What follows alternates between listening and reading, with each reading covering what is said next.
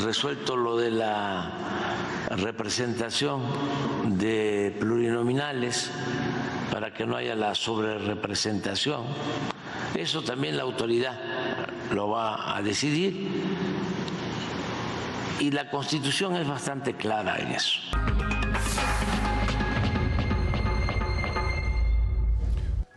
Bueno, esa es la voz del presidente. Hay otras voces también que, digo, no de la altura de la del presidente, pero que han estado analizando y viendo todo el asunto.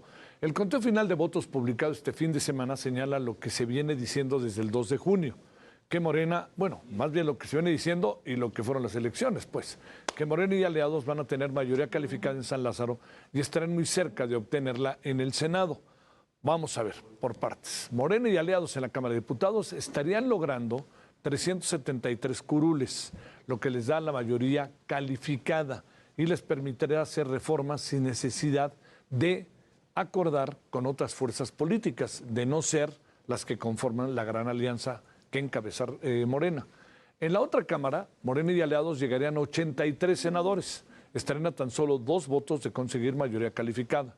Bueno, en lo que se refiere al Congreso de la Ciudad de México, hay toda una polémica. También la hay en el Congreso Federal, porque se supone que iba a recibir 9 lugares plurinominales, pero para evitar sobrerepresentación solo le dieron 2. Sin embargo, 7 candidatos electos de Morena pidieron, fíjese nada más, brinca la tablita que ya la brinqué, Chapulín Colorado, este cuento ha empezado. Bueno, los de Morena pidieron al Instituto Electoral que fueran considerados como parte del PT y el Verde.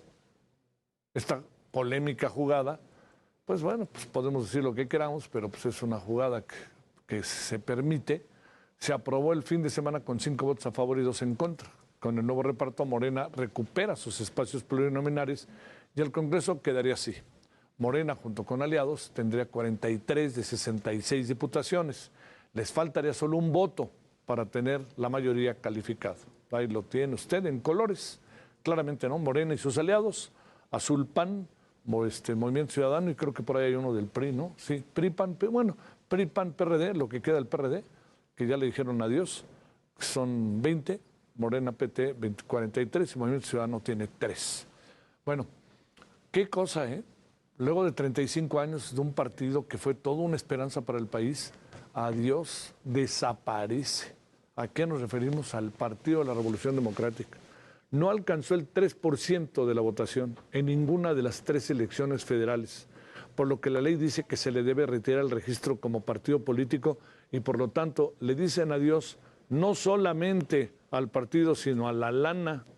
Ya fue notificado por la Unidad Técnica de Fiscalización del INE y el mismo partido ya comenzó a llamar a sus trabajadores para liquidarlos y desocupar la sede nacional en la Ciudad de México, allá en la calle de Benjamín Franklin, enfrente casi de donde está la Universidad La Salle. Los líderes del PRD dicen que seguirán dando la batalla en tribunales, pero los números difícilmente van a cambiar. El plan B que han anunciado algunos líderes perredistas es ir por la creación de otro partido político. Bueno, a ver ahí qué pasa. ¿Qué le parece si le echamos una miradita para ver cómo realmente puede quedar todo? Y no pensemos solamente en el caso del Congreso Federal o el de la Ciudad de México, cómo están algunos de los congresos del país. Sergio Bárcena es fundador de la Organización Civil Buró Parlamentario y él es el que sabe por dónde andan los números. Recordó usted que desde el lunes, el día después de la elección, o martes, no recuerdo bien, hablamos con él. Entonces, para que nos diga cómo queda esto, qué es esto de la sobrerepresentación y qué se presume que podría acabar pasando incluso con el Congreso Federal. Si en el Congreso Federal incluso hay una sobrerepresentación. Sergio, te saludo con mucho gusto. Muy buenas noches. ¿Cómo estás? Javier, el gusto es mío, como siempre. Muy buenas noches. Espero que nos mande saludos tu gato esta noche. Esperemos que hoy no se cruce por acá. Bueno, a ver, ¿cómo queda todo? Vamos del Congreso Federal y vamos bajando. ¿Puede haber sobrerepresentación en el Congreso Federal? ¿Cómo está esto del 8%? Y luego, si te juntas con otro, puedes ya hacer lo que quieras. Da la impresión de que hay ahí es muy maniqueo el asunto, según con quien hables de cómo quede el asunto. Y luego, pues unos protestan por protestar y otros quieran agandallarse todo. No nos hagamos. Sí, estoy de acuerdo. Mira, el asunto de la sobrerepresentación ahora se ha retomado. con justamente la discusión de qué tan justo es que le toquen a cada partido y a cada coalición determinada cantidad de diputaciones. ¿Cómo sabes qué tan justo es la cantidad de diputaciones que tiene un partido o una coalición? Pues en función de sus votos. Entonces, la sobrerepresentación parte de una reforma a la ley electoral que se planteó primero originalmente como algo que se le llamó cláusula de ingobernabilidad. ¿Cuál era la idea? Si tú tienes 50% de votos, no puedes tener más de 58% de diputaciones. Es decir, la idea es garantizar que si tú conseguiste cierto apoyo electoral en las urnas, no tengas mucha más fuerza en el Congreso. Eso se llama el tope a la sobrerepresentación y estuvo establecido y se ha mantenido establecido desde los finales de los 90 en el 8%. Ahora bien, cuando empezaron a conformarse las coaliciones, particularmente esto se vio desde 2015 y 2018, empezó a surgir una duda. ¿Ese 8% se tiene que aplicar a cada partido o a cada coalición en su totalidad? Es decir, si compiten juntos PAN, PRI y PRD, ¿su límite de sobrerepresentación debería ser de los tres 8% o es de uno por uno el 8%? No es cosa menor si se establece que sea por la coalición o si se establece que sea por partido. ¿Por qué? Porque si lo haces por partido, supongamos que Morena tuvo 20% de votos, puede tener 28% de representación. Partido del Trabajo tuvo el otro 20% de votos, puede tener también 28% de sobrerepresentación, es decir, de diputados. Y el tercer aliado, el Partido Verde, tuvo 20% de votos, podría tener 28% de la Cámara. Si tú sumas ese 8% Morena, más 8% del PT, más 8% del Verde, te daría un 24% de colchón para sobrerepresentación para toda la coalición. Una de las interpretaciones es que se debería hacer por coalición, porque sería más justo, y así todos los partidos sumados, PAN, PRI y PRD, por ejemplo, no podrían tener, si los tres juntaron 50%, no podrían tener más del 58% de diputaciones. En realidad la ley lo que plantea, y es clara, dice que es por partido, y esto se ha repartido así desde que existen las coaliciones. Entonces, ahora, y esto es algo que ya desde hace tiempo uno de los exconsejeros del Instituto Nacional Electoral, Ciro Murayama, ya había visto y se había dado cuenta de que tendría que haberse modificado, pero el INE no puede hacer ese cambio. La reforma tendría que haber venido de la Cámara de Diputados y del Senado, incluso haberse alcanzado una mayoría constitucional para modificar eso, pero nunca se modificó. Esa es una de las causas por las cuales hoy tenemos ese conflicto interpretativo, que al parecer no es un problema de interpretación porque se ha venido realizando de cierto modo, sino que es un problema de justicia para algunos, ¿no?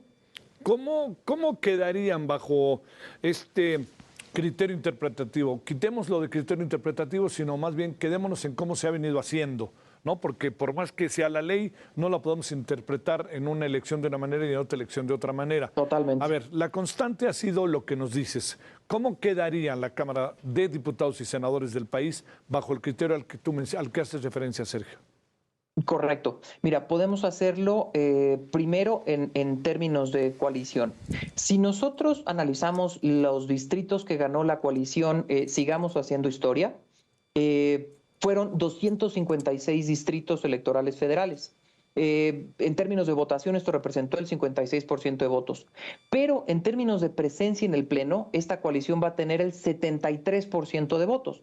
Es decir, la 4T tiene una sobrerepresentación mayor al 13-15%, es decir, tiene más diputaciones de los votos que tuvo, en un porcentaje mayor al 13%, está entre el 13 y el 15%.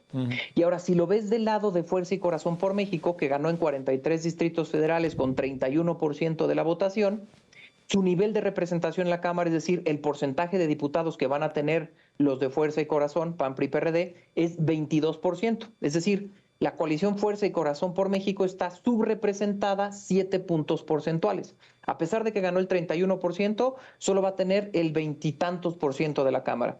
Y un caso también notable que me parece importa decirse es el de Movimiento Ciudadano. Ahí solamente una candidatura ganó, un distrito de los 300, pero con casi el 11% de la votación, Movimiento Ciudadano.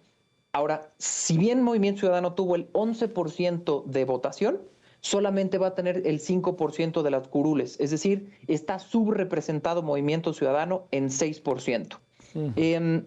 Esto me lleva también a una reflexión.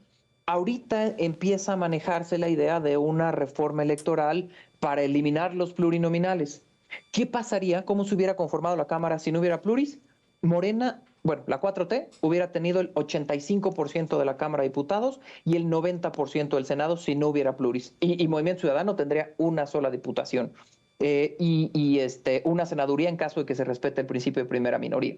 Entonces, creo que tenemos en nuestros ojos, ante nuestros ojos, pues sí, una reforma pendiente, pero importa mucho cómo se haga esta reforma. Si lo que se busca es mantener la justicia en la repartición, si lo que se busca es eliminar por completo a los pluris, eso significaría romper por completo con la pluralidad. ¿Qué es lo que se busca? Creo que hay muchas cosas todavía que tienen que platicarse y analizarse. A ver, cerremos con una reflexión, si no te importa, Sergio, sobre la Ciudad de México y una reflexión de cómo ves los congresos a lo largo y ancho del país, sobre todo, bueno, pues donde hubo elecciones, ¿no? Sí, pues mira, en los congresos tenemos que prácticamente en todos los congresos Morena está asegurando mayorías, en muchos de ellos mayorías calificadas para las y los gobernadores. El caso que más llamó la atención, si no me recuerdo, es Baja California Sur, donde se va a tener un 90% de diputaciones del partido en el gobierno. Y dicen otra cosa también, hay otra lectura en los congresos locales. El partido que tenga mayoría, si es del partido en el gobierno federal, si tienes mayoría calificada en más del 50%, perdón, absoluta, es decir, mitad más uno, en más del 50% de los congresos locales, es decir, 17, cualquier modificación a la Constitución que después pase a revisión de congresos locales, en este sentido no tendría gran problema porque en al menos más de la mitad de los congresos, Morena tiene al menos más de la mitad de las diputaciones. Y ahí va a ser un poco lo mismo, ¿no? Exactamente. Oye, vamos a regresar a esa etapa de mayorías en los congresos. Oye, la otra cosa, casi en todos los congresos de los estados tiene una mayoría considerable Morena, ¿no? Es correcto. Eso le da también mucho margen de maniobra. Una es la relación que hay entre estados y federación para la aprobación de reformas constitucionales, pero adentro de los estados también. Un gobernador o una gobernadora puede hacer cambios a la constitución local con esas mayorías calificadas, que es la enorme mayoría de los congresos locales que vamos a tener. Es decir, el presidente no va a tener la presidenta no va a tener muchas restricciones en las cámaras y las gubernaturas, gobernadores y gobernadoras tampoco van a tener mucha restricción en sus cámaras locales. ¿Cómo se acabará resolviendo para cerrar este asunto de la sobrerepresentación en diputados y senadores?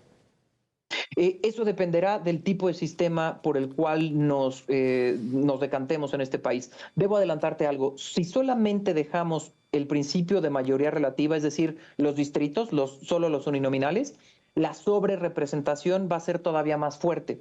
Esto se debe a algo muy sencillo. Imagínate que en todos los distritos gana Morena, pero gana en todos por 1%. Ese 49% que la oposición no ganó, se convierte en 49% de subrepresentación, porque en la Cámara, si no ganaste al menos un distrito, entonces está subrepresentado en toda esa proporción. Los sistemas de mayoría relativa producen mucha mayor distorsión que los sistemas de representación proporcional.